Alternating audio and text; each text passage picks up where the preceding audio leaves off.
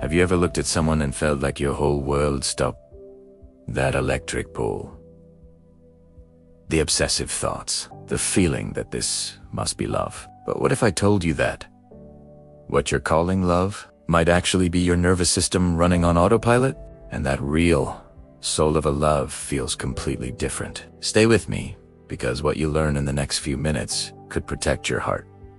Welcome, beautiful soul. Take a slow breath with me right now, because this conversation is one I wish someone had given me years ago. If you've ever felt butterflies that turned into anxiety, checked your phone 100 times a day, felt like you couldn't survive without one person, what you experienced, that's infatuation, a neurochemical storm so powerful, science compares it to addiction.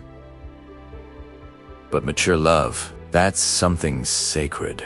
In this video, we're going to explore what infatuation really is, what real love feels like, how long it lasts, and how to call in love.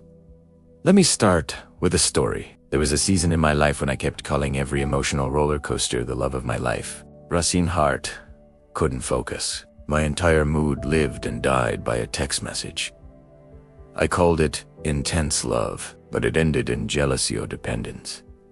Then I discovered the science. What I thought was love was actually a hyperdopaminergic state.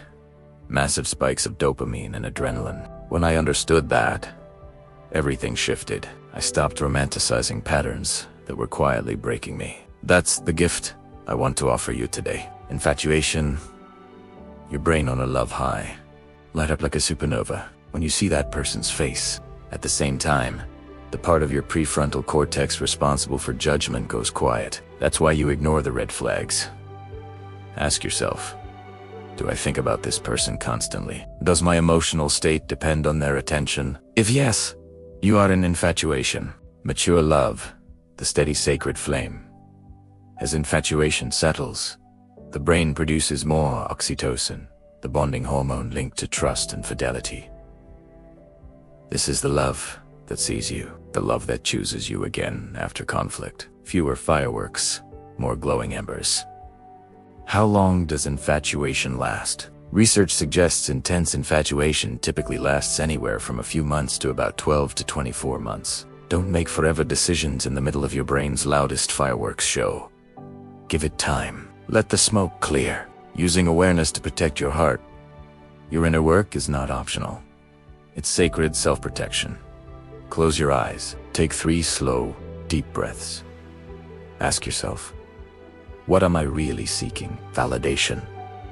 An escape from loneliness. This is where healing begins. This is the part most spiritual content skips, but I won't skip it for you. Your obsession may be revealing a fear of being alone. Your idealization may be showing you how much you're avoiding your own shadows. Infatuation exposes. It amplifies. It distorts. But it also shows you exactly where you still need to heal. Integration means recognizing. Passion is sacred fire. A gateway. Love is the temple that may or may not be built from that fire. And you are not a prisoner of either. You are a conscious soul with the power to choose in every moment. Let's bring this home. Infatuation is the spike. Dopamine, adrenaline, obsession. A beautiful, temporary biochemical initiation. Mature love is the ember. Oxytocin, trust, commitment, the sacred ability to hold both the light and shadow of another soul. And the path between the two is your willingness to do the work, to choose consciousness over chemistry. Now, if you can, gently place your hand on your heart, take a deep breath in, and a long exhale out. Imagine a soft golden light pouring through the crown of your head, moving down into your chest. With every breath, you are releasing fantasies that were keeping you stuck. With every breath, you are opening to a love that is passionate, magnetic, and grounding, electric, and safe. You don't have to choose between fire and depth. You can have both when you choose yourself first. May you find the courage to release what only feeds your emotional hunger and say yes to what truly nourishes your soul. If this landed in your heart, hit subscribe and ring the bell. Drop in the comments, Where are you right now? I've left a free resource in the description, and if someone came to mind while you watched this, share this with them. You never know how one moment of clarity can change the entire direction of a heart. See you in the next transmission.